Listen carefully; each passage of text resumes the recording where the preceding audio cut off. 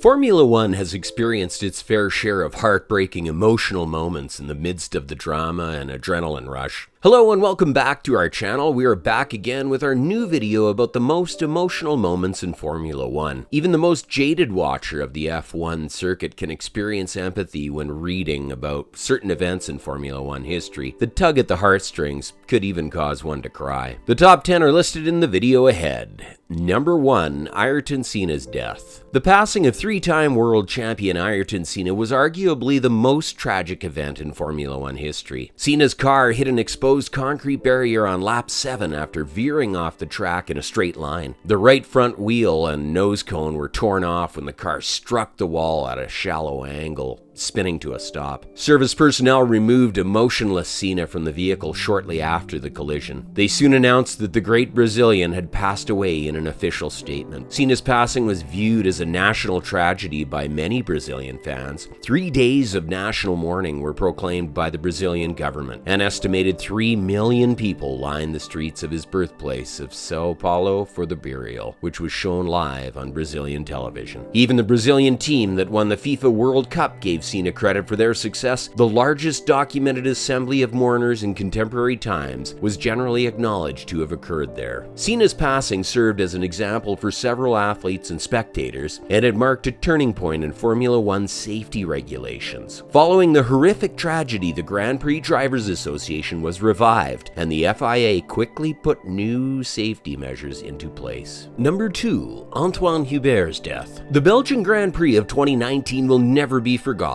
and not for the best of reasons. After a lengthy summer break, F1 resumed and everyone was in a good mood. After a disastrous first half of the season, Charles Leclerc won the pole as Ferrari proved their strength and power, but it was what transpired after qualifying that truly rocked the world. Antoine Hubert, Juan Manuel Correa, and Giuliano Alesi collided severely in the F2 feature race, and the race is immediately stopped by a red flag. The video of the crash quickly appeared online, although it is only suitable for the brave. While the other two were removed for medical attention, Antoine Hubert was quickly pronounced dead. Alesi was promptly released from the hospital, while Correa is still recuperating despite suffering severe spine and limb injuries. Leclerc had known Hubert since they were young. He, Leclerc, Gasly, and Ocon nearly went to the same school and competed in track competitions together. The following morning, F1 observed a minute of silence as a show of respect. Leclerc passed the crash corner during the formation lap and appeared unconcerned. It was clear from his reactions how much it pained him and how much he missed his friend. He finally went on to win the race, marking his first Formula One victory, and he dedicated the triumph to his friend. Hubert raced with the number 19 and received a standing ovation from the crowd on lap 19. Number 3,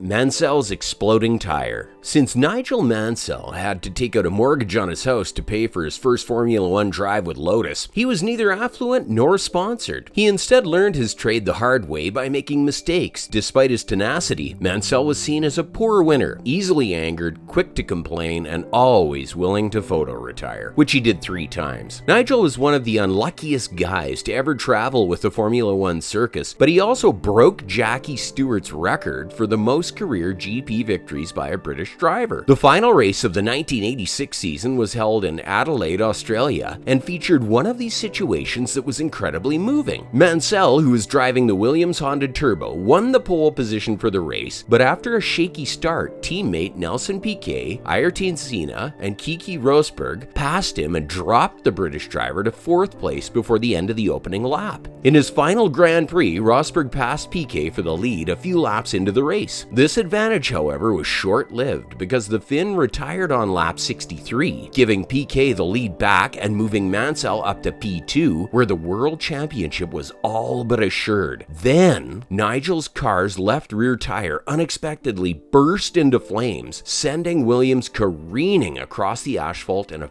flurry of sparks. Nigel amazingly managed to stop the automobile without hitting any obstacles or other people, but the championship was lost. Mansell did not voice any complaints, instead expressing his gratitude for being alive and unharmed. Another 6 years would pass before winning the World Championship. 4. Sebastian Vettel's emotional Drivers' Championship title. The underdog for the Drivers' Championship going into the 2010 Abu Dhabi Grand Prix was Sebastian Vettel, leading the way away were Alonso and teammate Mark Webber, with the German trailing by 15 points. However, in the middle of the race, traffic caused problems for both Alonso and Webber, making it impossible for them to pass. They finished 7th and 8th respectively to capture the checkered flag. In the meantime, Vettel produced an incredible drive to steal the championship from under their noses. The German went on to win 3 more, demonstrating how much it mattered to him. 5. The first triumph for Nigel Mansell. Nigel Mansell's racing career got off to a slow start because he came from a middle-class household. He aided his ascent through the ranks by using his own money. After experiencing significant kart racing success, he transitioned to the Formula Ford series. His father disagreed with the choice though. He crashed while driving a Formula Ford and shattered his neck. The physicians remarked that he was fortunate not to be crippled. He left the hospital though and started racing again. Owner of Lotus Colin Chapman soon became aware of his driving prowess. A fuel leak into the cockpit during his Lotus Grand Prix debut in Austria in 1980 left him with first and second degree burns. He persevered despite the discomfort though and didn't quit until a technical issue made retirement necessary. Mansell had difficulty when driving for Lotus full-time for 4 years. Elio De Angelis, a teammate, frequently surpassed him and he drove a shoddy vehicle. In 1985, he relocated to Williams. Nigel finally achieved his maiden victory at the 1985 European Grand Prix at Brands Hatch after 5 years of trying. To win, he pulled out risky overtakes on Senna and Piquet. Therefore, Nigel Mansell represented drama in a Formula One car. Number 6, first victory for Rubens Barrichello. Rubens Barrichello won his first race at the 2000 German Grand Prix. Being his first season with Ferrari, this victory was particularly noteworthy. Both imagination and a slight bit of luck contributed to the victory. At the Hockenheimring, he lined up in position 18 and was given an aggressive 2-stop plan in an effort to progress up the field. A former Mercedes employee with a vendetta against the firm entered the circuit in an effort to sabotage the Mercedes-powered McLaren's races, which turned the race in his favor. Due to this, the race officials deployed the safety car, enabling Barrichello to make one of his pit stops without losing ground. After that, Barrichello took a risky gamble to finish the race on slick tires amid a late race downpour. Next comes 7, the almost Spa win of Fisichella. Although Giancarlo Fisichella entered Formula One in 1996 with high hopes, his career never truly took off as he had hoped. Fisi eventually drove for a newly established Force India team in 2008 after 12 seasons with Minardi, Jordan, Benetton, and Renault. At the unpredictable Spa-Francorchamps track in Belgium, Spa 09 Force India performed something exceptional by putting Fisichella on the pole.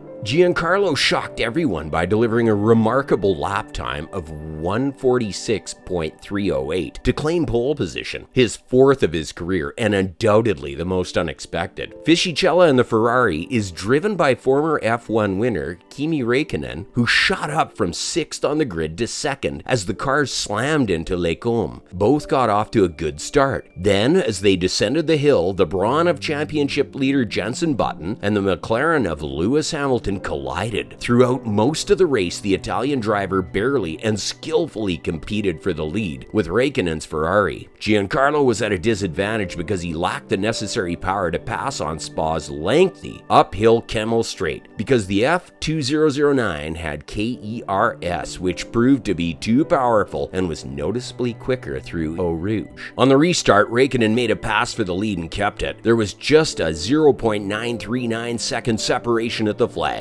Fisichella would have only won 4 races out of the 229 Grands Prix. His most recent victory came in Malaysia in 2006 for Renault. Giancarlo acknowledged that the outcome was fantastic for Force India, but added, "Actually, we could have won the race." On the podium, he was beaming despite everything. The next tearing moment was 8. Michael Schumacher on matching Senna's record total. When Michael tied Ayrton Senna's record of 41 victories at Monza in 2000, it was one of the strangest and most extraordinary moments of his career. Journalists questioned him about the significance of his record-tying 41st victory, which he dedicated to the legendary Ayrton Senna. Michael just lowered his head and started crying. Rival Mika Hakkinen wrapped a reassuring arm across his shoulders as a result. Nobody has ever seen Michael in such a way, and we haven't haven't seen him express himself so publicly again since. On the same day that Ayrton was killed, Schumacher triumphed in Imola. He hasn't brought up the Brazilian much after then. Normally, he claims to be uninterested in numbers, but given the heightened situation and the interviewer's mention of Senna, Michael was obviously overcome by some sort of barrier. 9. The final Brazilian race for Felipe Massa, 2016. Felipe Massa declared his retirement at the conclusion of 2016. The seasoned Brazilian who made his driving debut in 2003 as a reserve for Sauber found it to be an emotional experience. Because he has won it a few times, the Brazilian Grand Prix, his home race, has always held a particular place in his heart.